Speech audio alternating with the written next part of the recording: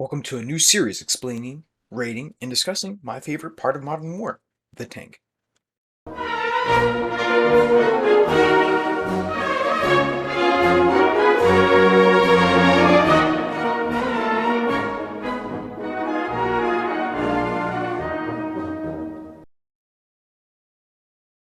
M4 Sherman has a pretty decent display of weapons inside of it, most iconic being the 75 mm gun.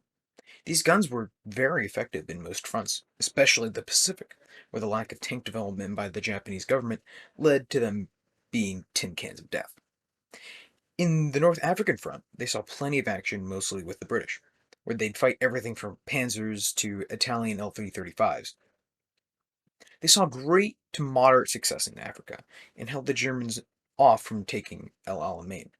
It also saw perhaps its most famous form in the invasion and subsequent liberation of France and Belgium, where they were pitted against Panzer IVs and Stug assault guns. In this theater, they grew somewhat of a bad reputation of being death traps, and weren't as good as they could have been. This is pretty false, any way you look at it.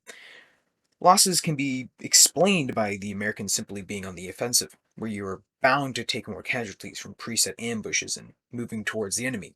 Thanks, Sun Tzu. The M4 had anywhere from 12.7 to 177 millimeters of armor, which could stop most rounds incoming from the front, where the armor was the strongest. The main problem with the tank, and to be honest with every tank, is the fact that it didn't armor the rear almost at all. This is where the 12.7 millimeters comes in, and this would cause a major problem for the Shermans, who would constantly column or convoy up into small roads, just like this.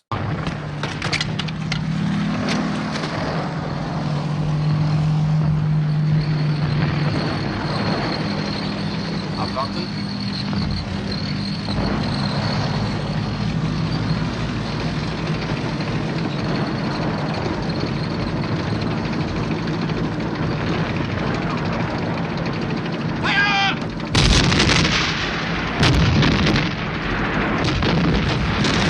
This also contributed to the misconception of the death trap, in turning it mainstream, though how can you really expect them to be perfect in every situation? The inside of the Sherman wasn't too spacious. With 5 people crewing the tank, being the loader, gunner, commander, driver, and front machine gunner, this left little to no room for much movement. And at least to me, it's very claustrophobic. The ergonomics of the tank were considered good, especially for the standards at the time. Looking at you, T-34. There were a lot of people saying Shermans could fire up to 20 rounds per minute, which seems absurd and impossible. So I did some research and couldn't come up with anything regarding that number. That was until I found a book claiming it was 15 rounds a minute, and I'm going to use this number for my rating consideration. The Sherman, as used in most fronts, was infantry support, as well as tank-only spearheads and missions. This really does show the versatility of the Sherman and the wide variety of uses the tank could do. This mentality really does show the Army's belief that the main battle tank would become the future. Production of the M4 Sherman would go to a dozen or so companies, and each company would make them almost exactly the same, with little to no variables in production. Production, however, would never falter and was never a worry for the Americans, but there was a huge problem: transportation. The Americans had to transport every gun, soldier, and tank, making it a huge problem to get spare parts, and even tanks to the front.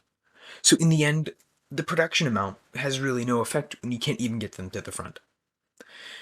To combat this problem, the Brits, who were much closer, would begin production earlier than some US corporations. This negated some of the earlier problems and saw almost 60,000 tanks produced and sent to the front. The Sherman had a huge amount of pros, including gun size, mobility, producibility, ergonomics, armor to weight ratio, and finally use of ease. Though no tank is perfect, and some cons need to be mentioned. This tank had a very easy to see hatches, which were where weak spots were in some of the armor. And the Sherman also relied too much on external stowage, and some reports of explosion due to it can be seen. Hope you liked that video. If you have any questions, please contact me. Thank you so much for watching. Have a rocking day.